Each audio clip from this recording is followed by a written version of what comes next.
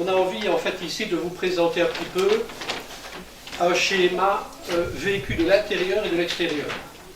Donc c'est-à-dire que en tant que coach holistique, j'ai une méthode qui s'appelle la racinologie holistique et on va ici vous montrer un petit peu avec Victoria, sans se mettre à nu bien sûr et sans dévoiler toute sa vie, un petit peu montrer dans quel état on peut arriver face à la racino, comment on peut évoluer au niveau des séances et des thérapies. Et puis en finalité, elle a demandé pour faire la formation par après, et maintenant elle est devenue thérapeute. Tout ça sur à peu près 3 ans, je pense. Donc voilà, vous allez avoir les deux côtés de la médaille. Bon, la racino, qu'est-ce que c'est? On va essayer de la résumer assez facilement, en ce sens qu'on va chercher à découvrir ce que nous appelons les 3 émotions primaires. Culpabilité, dépendance, soumission.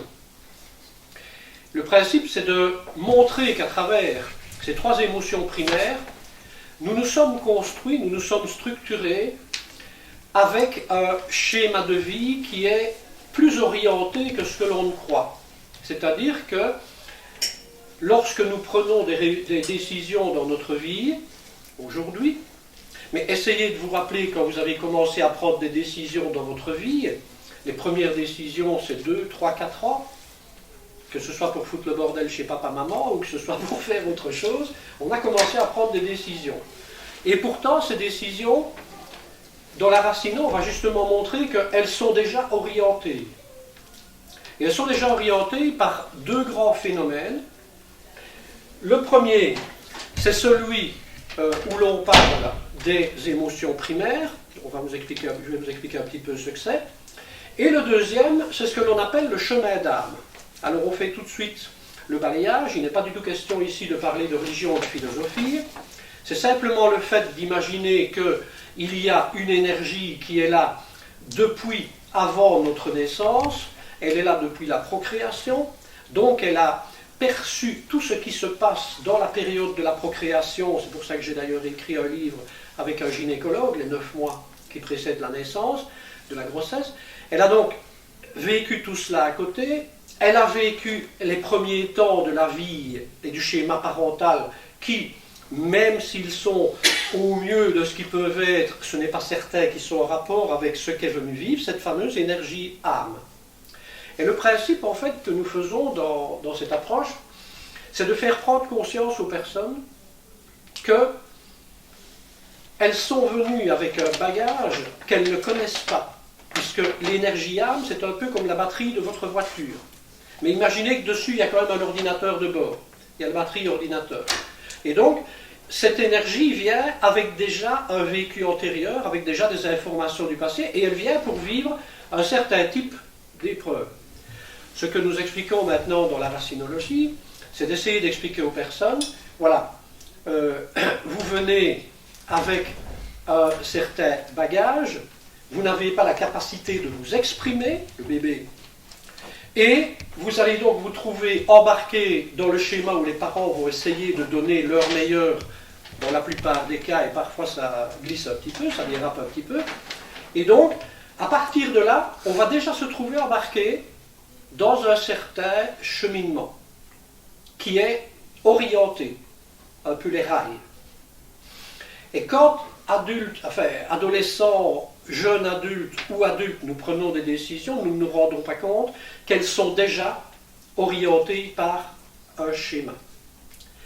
Ici, ce qu'on va essayer de survoler, parce qu'on n'a que 50 minutes, c'est quand même assez court, mais à la fin, je vous dirais, on a aussi un moment où on donnera des informations en 2 demi-journées, donc vous verrez ça. Ici, ce qui se passe, c'est que lorsque nous arrivons et que nous nous mettons en mouvement, et puis qu'on grandit, et puis qu'on devient adulte, on a l'impression qu'on a pris notre vie en main. Et on ne se rend pas compte, en fait, que notre vie, elle est influencée très fortement. Et le petit schéma que l'on peut présenter pour essayer de comprendre ça, vous allez transformer maintenant la notion d'âme par élève, vous allez transformer la notion parent par école, et vous allez vous rendre compte que quand l'élève, dans la vie, c'est ce qui vous est tous arrivé, a choisi une école, il est clair que nous recevons en permanence l'enseignement et les informations qui correspondent au genre d'études que nous suivons. Eh bien, regardez maintenant la vie comme ça. Regardez l'incarnation comme ça, et on va se rendre compte que nous sommes amenés dans notre vie à rencontrer des thèmes qui font qu'on va se casser la figure, bien souvent, puisqu'on n'en a pas conscience, puisqu'à l'époque on n'en parlait même pas, et on va se casser la figure régulièrement sur le même genre d'épreuve. Un jour, heureusement il n'y a pas qu'elle dans la vie, Victoria est arrivée près de moi pour être aidée, je parle pour moi qui n'y a pas d'elle. Et donc, elle m'a fait part un peu de son schéma, de son principe de vie à ce moment-là, de son mal-être, entre guillemets. Quand il n'y a pas de mal-être, on ne vient pas souvent nous voir. Et donc, voilà, elle va vous expliquer un petit peu, elle, dans quelle optique elle a senti ou eu l'impression, elle est libre de ses paroles, que la Racino, ou que ce que je faisais à l'époque, allait pouvoir l'aider. Voilà, donc ici, moi, j'ai rencontré Alain, on va dire, entre guillemets par hasard, même s'il n'y a pas d'hasard. Donc j'étais vraiment dans un mal-être, c'était vraiment un burn-out total. Donc j'étais indépendante après journée, je passais mes tests à la police, j'habitais toute seule et du jour au lendemain, entre guillemets, je suis tombée enceinte et on va dire que je ne me suis pas retrouvée dans mon rôle, s'il y a un rôle à jouer. Et donc Alain est apparu dans une discussion de famille et directement le mot racinologie holistique m'a un peu interpellée.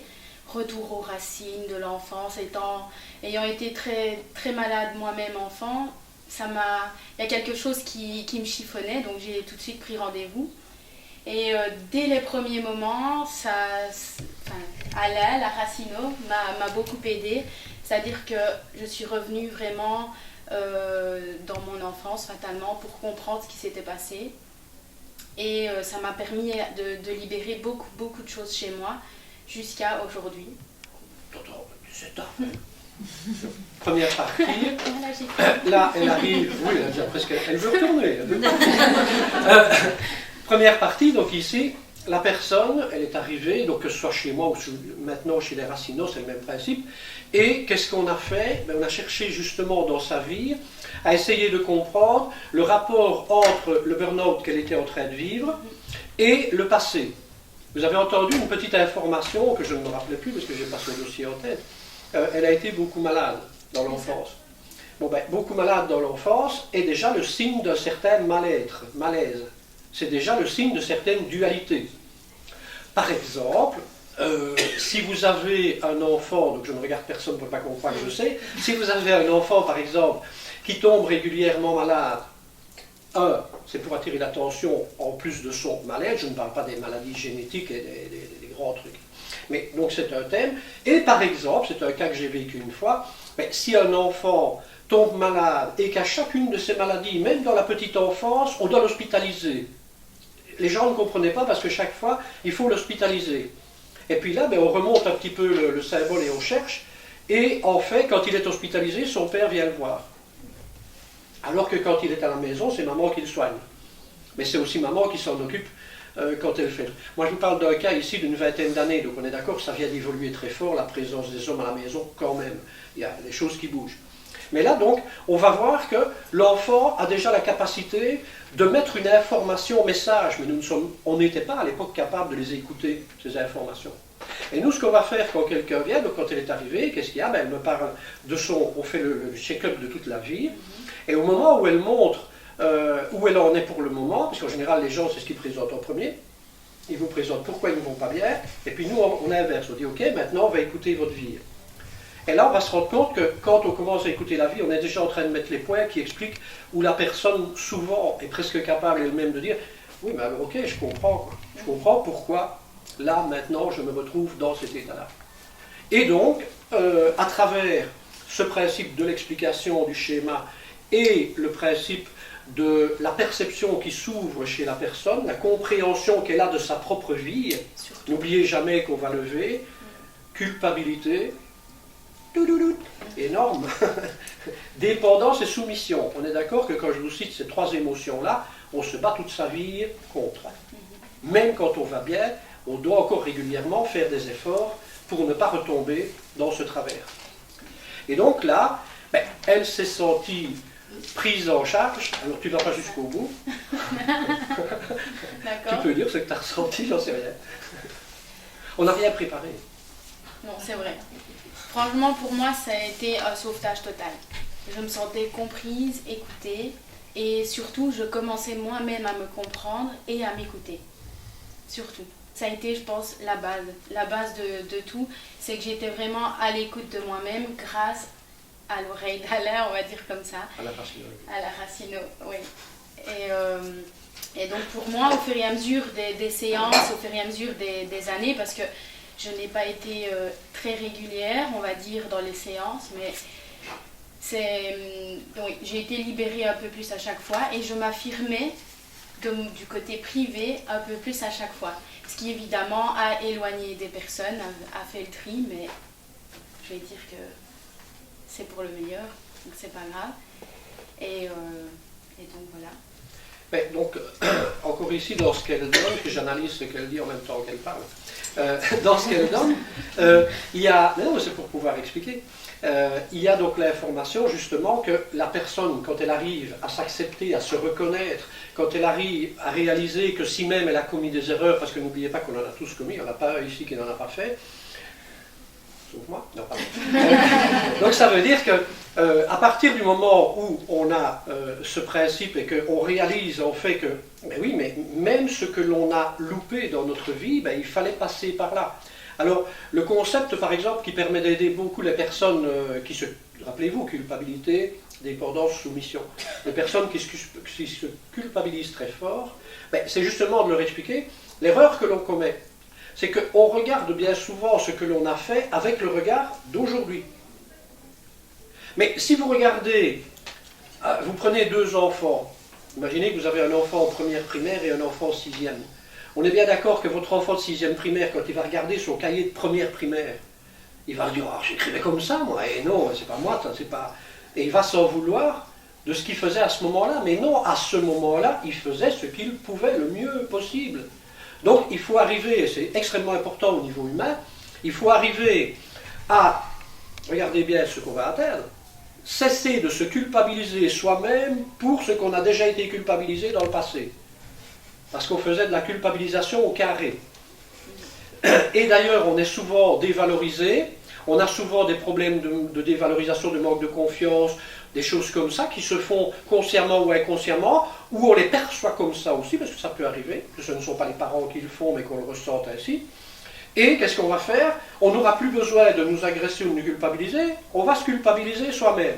Et la phrase que je n'arrivais jamais à entendre, moi, c'est quand on joue entre les gosses, hein, je vais dire des lémons, donc on va dire les enfants, et quand on dit « Ah, t'es qu'un con, toi t'es ceci, cela », ben oui, si tu le dis. Attendez, là je suis en train d'accepter, moi. Je suis en train d'accepter de l'insulte, entre guillemets, je suis en train d'accepter de me reconnaître, mais pourtant c'était banal à l'époque, ben oui, qu'est-ce que tu veux, ben oui. Et alors après, on allait même encore plus vite que ça, ben oui, je sais bien, je suis con. Paf, et on s'enterrait dans le truc, on entrait dans un schéma extrêmement destructeur. Et puis on devient adulte, et puis on devient, ben, par exemple, ici parent, un peu par la force des choses. Maintenant, il n'y a jamais rien qui est totalement hasard, mais bon, il y a quand même une force de choses. Et on devient parent, et là, il faut exister. Et la gentille demoiselle ici, ben, qu'est-ce qu'elle a fait? Elle a été au bout de cette information-là, même si elle a mis du temps. Il n'y a pas de temps, il n'y a pas d'espace, il n'y a pas de temps. Et à ce moment-là, qu'est-ce qui s'est passé? Elle a commencé à sentir le thorax qui s'ouvre, les épaules qui se déploient. Pascal Detière est demandé à l'accueil, s'il vous plaît. Pascal Detière à l'accueil, s'il vous plaît.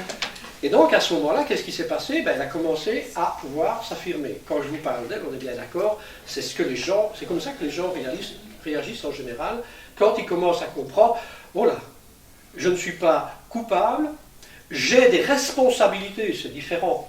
Et nos parents ne sont pas coupables, ils ont des responsabilités. Je suis parent, je sais de quoi je parle aussi. C'est très important. Et d'ailleurs, quand on reçoit des personnes, souvent au début, ils écoutent et puis ils disent « Ah oui, mais alors moi, mes enfants, alors je suis en train de leur faire vivre ça. » Ben oui, mais vous n'êtes pas coupable puisque vous êtes en train de vivre ce que vous pouvez de votre vie à ce moment-là et vous ne savez pas autre chose. Donc il faut transformer. Et c'est ce qu'elle a fait. Et puis alors après, elle a eu des envies. Oui. Mais je ne parle pas de tout. Non, ça va, merci. Pour remettre un petit peu... Ghislaine Durieux est demandée à l'accueil. Ghislaine Durieux est demandée à l'accueil. Ça suffit, je suis concentrée. On disait tout à l'heure 3 ans, c'est plus exactement 4 ans. Donc maintenant, ça fait 4 ans que je me suis remise en question. J'ai été aidée par Alain. Et donc ici, là, j'ai suivi mon chemin. Je me suis séparée du papa de ma fille. Je me suis reconstruite totalement. J'ai refait des formations. Je me suis posé les bonnes questions. Donc, qu'est-ce qui me fait vibrer? Qu'est-ce que je veux vraiment dans ma vie? Pour ne plus justement retomber dans ces travers-là, ces schémas de souffrance qui étaient assez réguliers chez moi. Et donc au jour d'aujourd'hui, j'ai repris des formations et je suis indépendante depuis peu et racinologue depuis peu. Oui, donc le chemin ici qui était important, c'est de se rendre compte qu'à partir de ce qu'elle a vécu dans cette libération, ben, à un moment donné, elle a senti qu'elle avait envie à son tour d'apporter, je dis à sa place parce qu'elle l'a oublié, C'est ça. elle avait envie d'apporter du bien-être aux personnes. Oui. Pourquoi? Parce que je peux vous le révéler pour ceux que j'ai déjà reçus qui sont ici dans cette salle, c'est clair que pour nous c'est un bonheur quand on voit que quelqu'un va bien. Donc c'est un paradoxe évidemment parce que quand on ne voit plus quelqu'un, on doit être heureux. C'est hors norme ça. Oui mais écoutez bien celle-là parce que dans votre vie si vous avez souffert du manque, vous aurez difficile à accepter de voir que quelqu'un que vous aimez, vous appréciez, on va dire en patient, s'en va. Et pourtant, il faut penser que c'est quelque chose de très bien. Justement, s'il s'en va, c'est parce que il se sent bien.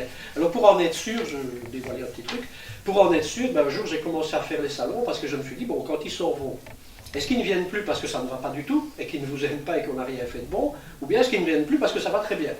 Donc les salons m'ont permis, ça m'arrive très souvent, de rencontrer plein de gens que j'ai déjà rencontrés en thérapie et qui viennent saluer, dire merci, dire qu'ils vont très bien et tout ça. Donc ça permet d'être sûr que ça fonctionne, je vous le dis juste comme ça. Le principe, donc, c'est vrai que quand elle m'a demandé pour faire la formation, ben, pour moi c'est une personne comme toutes les autres, donc elle a le droit évidemment de la faire, mais j'avais été un peu étonné parce que, effectivement, venant d'où elle venait au départ, avec tout ce qu'elle venait de vivre, et pourtant, donc j'ai parlé un peu avec, parce que c'est ce que je fais quand il y a une demande, et j'ai remarqué que, ben, oui, elle avait franchi un cap, et Alain n'était plus là, parce qu'elle vous parle tout le temps avec Alain. Alain n'était plus là. Non, elle a franchi ce cap-là toute seule, et à un moment donné, elle a eu cette envie de venir suivre la formation que je donne maintenant depuis 4 ans. Et en fait, le principe de la formation, c'est qu'il y a des personnes qui suivent la formation juste pour eux. Et donc, je ne savais pas ce qu'elles venaient faire à ce moment-là. Il y a des personnes qui suivent la formation juste pour eux parce que ça leur apporte une compréhension, une perception, un équilibre et ils le vivent de l'intérieur.